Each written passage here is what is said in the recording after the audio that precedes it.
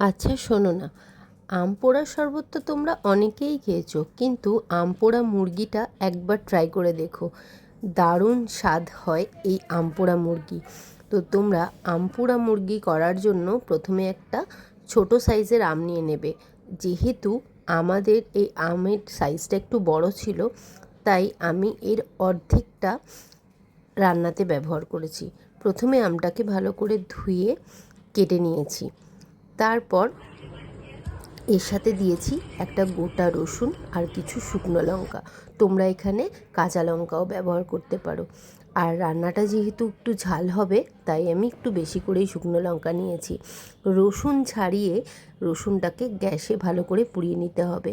তোমরা রসুন আর শুকনো লঙ্কা একটা কাঠির মধ্যে দিয়ে ভালো করে পুড়িয়ে নিতে পারো। আমার কাছে কাঠি ছিল না, তাই আমি কাঁটা চামচে আলাদা আলাদা করে পুড়িয়ে নিলাম। রসুন কাঁচা লঙ্কা পুরনো হয়ে যাওয়ার পরে এবার আমটাকে ভালো করে ছাড়িয়ে নিয়ে রসুন কাঁচা লঙ্কা আর আম সবটাই একটু টুকরো টুকরো করে কেটে মিক্সিতে ভালো করে পেস্ট করে নিতে হবে। আমটাকে কিন্তু পেস্ট করার আগে এইভাবে ছালটাকে ছাড়িয়ে নেবে। ঠান্ডা করে আমটা যখন ছাড়াবে তখন পুরো কালো ছালটা কিন্তু ছাড়িয়ে দিও না, কারণ এর মধ্যে যে স্মোকি ফ্লেভারটা, সেই ফ্লেভারটাই কিন্তু এই আম পোড়া মুরগির স্বাদটাকে দ্বিগুণ বাড়িয়ে দেবে। তো এবার পেস্টটা তৈরি হয়ে যাওয়ার পর এর মধ্যে ওই পেস্টটা মিশিয়ে দেবে, তার সাথে দেবে আদা বাটা আর হলুদ গুঁড়ো, কাশ্মীরি লঙ্কা গুঁড়ো আর জিরে ধনের গুঁড়ো, সব কিছু একসাথে মিশিয়ে নেবে ভালো করে। তারপর এর এর মধ্যে দিতে হবে 1 চামচ কাসুন্দি।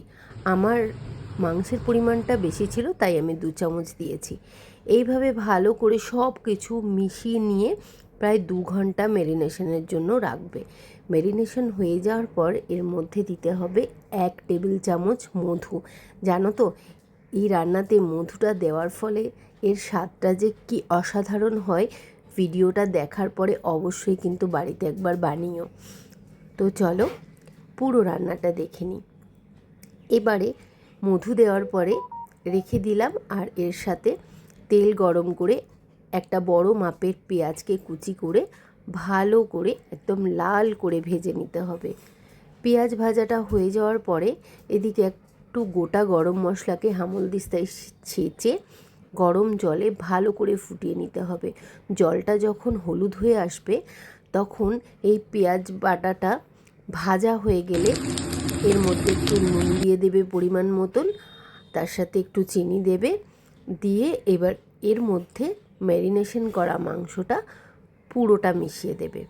দিয়ে যে জলটা ফুটছিল, মাংস কষে যাওয়ার পর যখন তেল ছেড়ে দেবে তখন সেই জলটা ছাঁকনি দিয়ে ছেঁকে অবশ্যই দেবে। গোটা গরম মশলা যেন রান্নার মধ্যে না যায়।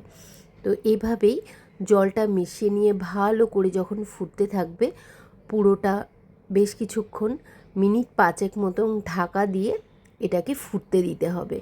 এবার ফুটে আসলে যখন দেখবে জল কমে এসছে, তখন ধনেপাতা আর কাঁচা লঙ্কা দিয়ে ভালো করে মিশিয়ে পরিবেশন করো গরম গরম আম পোড়া মুরগি। তো তোমাদের আমার এই রেসিপিটা কেমন লাগলো অবশ্যই কিন্তু কমেন্ট বক্সে এসে জানিয়ে যেও কেমন।